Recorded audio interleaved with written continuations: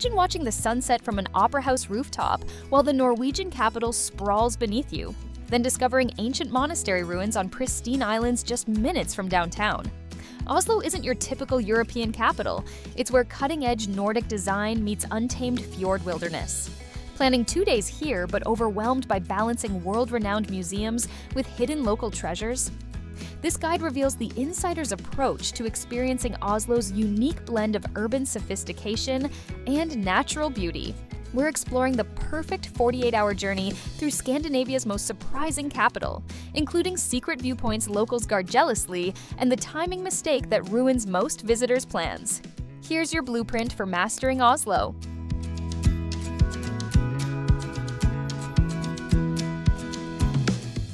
Day 1. Central Oslo and iconic experiences. Start your Oslo adventure at 9 a.m. with the iconic Opera House, completely free to explore and climb. The Oslo Opera House opened in 2008 and has become one of Scandinavia's most recognizable landmarks, offering great free views of the Bjørvika neighborhood, city skyline, and waterfront from the top. The building style is like a ship, facing the small fjord of Oslo, and you can climb to the roof to enjoy panoramic views.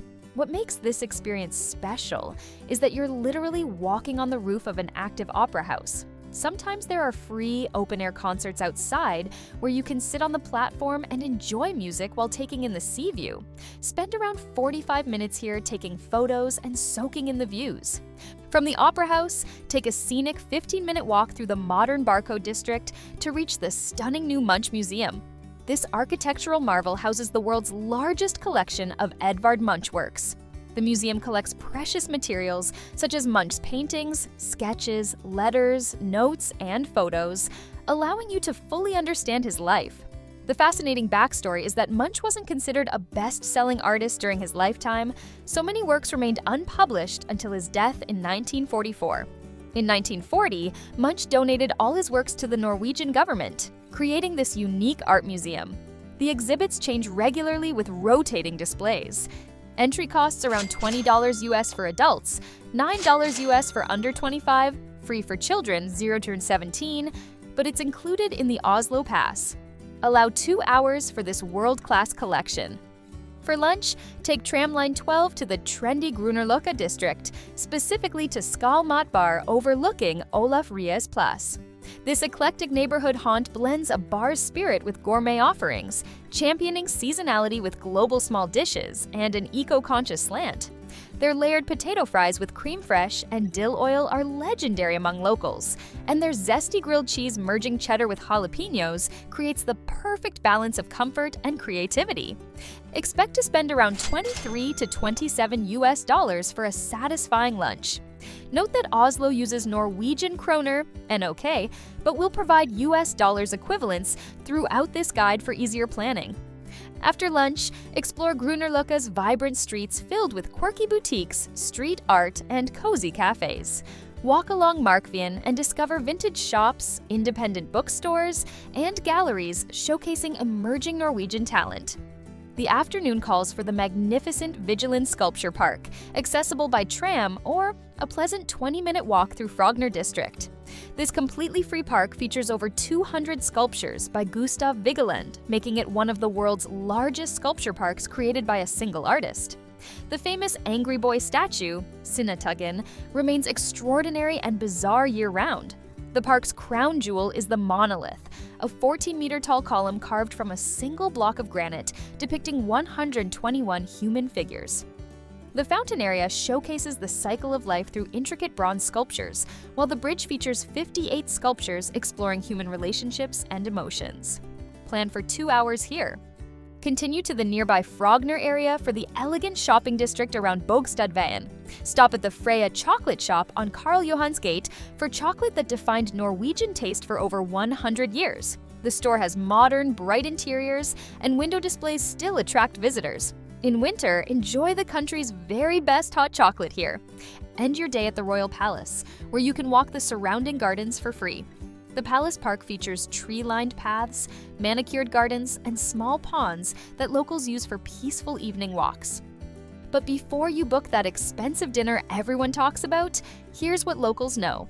Head to Oslo Street Food in Torgata, where Argentinian couple Romina Yanarello and Nico Perlind serve some of the absolute best empanadas. They started De Mi Tierra as a lockdown project, making empanadas in their home kitchen and delivering them by bike to customers.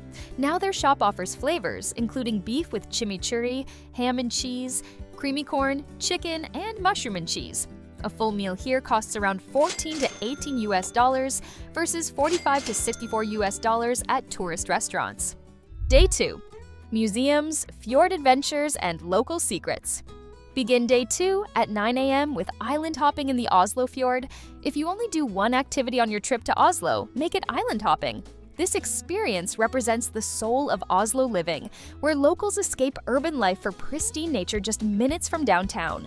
Purchase your transport ticket through the Router app for around $4, which covers unlimited ferry rides between islands for 1 hour, though most people buy day passes for around $12.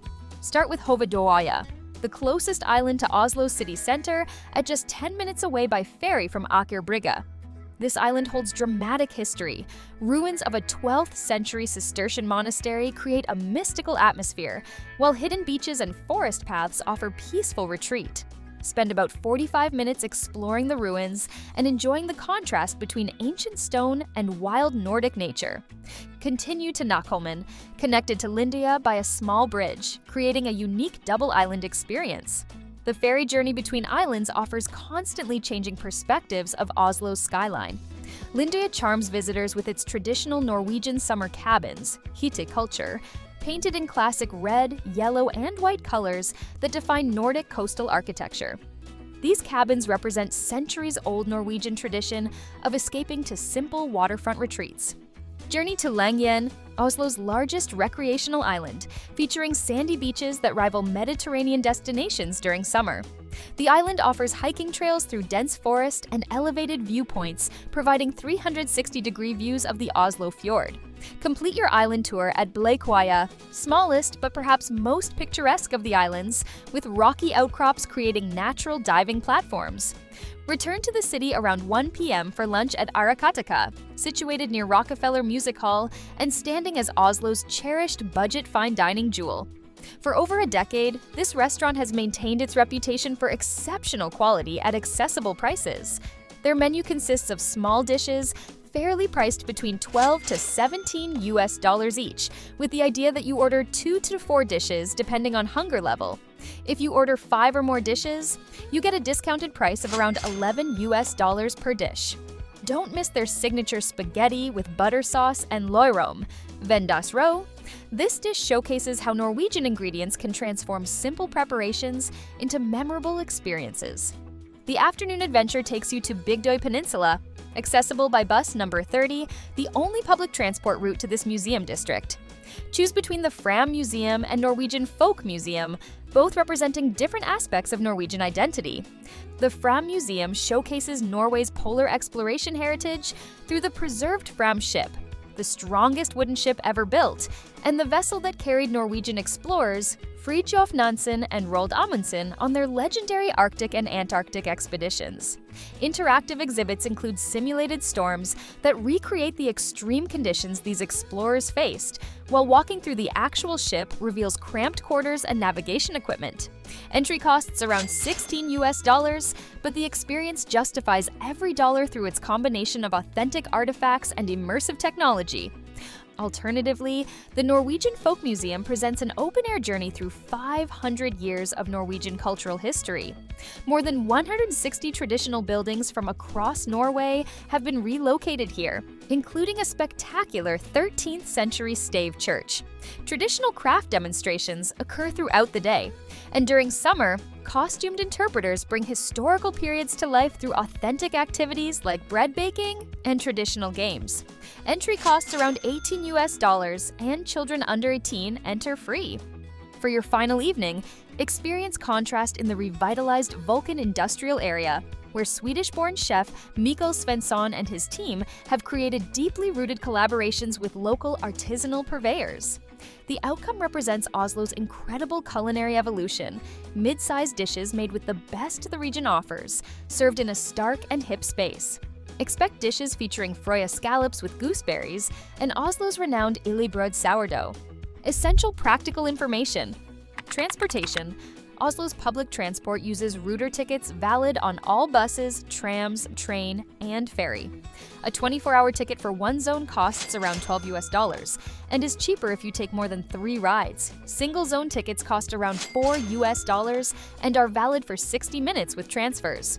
Download the Ruter app for easy mobile ticketing. When buying tickets on board buses or ferries, a surcharge of around $2 applies for adults.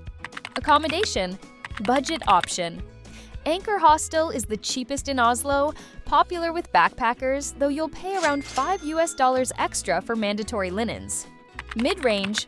Hotel Bondeheimen blends metropolitan vibes with old Norwegian charm, near the National Gallery and Karl Johan. Luxury. Clarion Hotel, the hub with metallic and navy color scheme, envy-inducing city views, organic breakfast buffet, free sauna, and swimming pool access. Food. Budget meals at Oslo Street. Food $14 to $18, mid-range at local cafes, $23 to $32. Fine dining experiences from $64 to $136. Many restaurants offer tasting menus around $91, making fine dining accessible. Weather and packing. July temperatures around 20 degrees Celsius with up to 19 hours of daylight. Pack layers, waterproof jacket, and comfortable walking shoes for cobblestone streets. Booking strategy. The Oslo Pass costs from around $50 for 24 hours and includes free public transportation and entry to several museums. Reserve restaurants in advance, especially for dinner. Museums rarely require advance booking except for special exhibitions. Mistakes to avoid. The expensive restaurant trap. Don't eat near major tourist attractions like the Royal Palace or Opera House. Tourist-focused restaurants charge $45 to $64 for meals you can get for $18 to $27 in neighborhoods like Grünerløkka or St. Hansjagen. Public transport confusion. When buying tickets on board buses or ferries, a surcharge of around $2 applies for adults and $1 for children and seniors. Always buy tickets through the Ruter app beforehand to avoid these extra costs. You cannot purchase tickets on board trams or metro. Weather underestimation. Even summer days in Oslo can be unpredictable. Not packing a waterproof layer could ruin outdoor activities like island hopping or sculpture park visits. July averages 20 degrees Celsius, but rain is common. Oslo Pass miscalculation. The Oslo Pass costs from around $50 for 24 hours, $73 for 48 hours, $86 for 72 hours, but only makes financial sense if you visit 3+ paid attractions and use public transport extensively.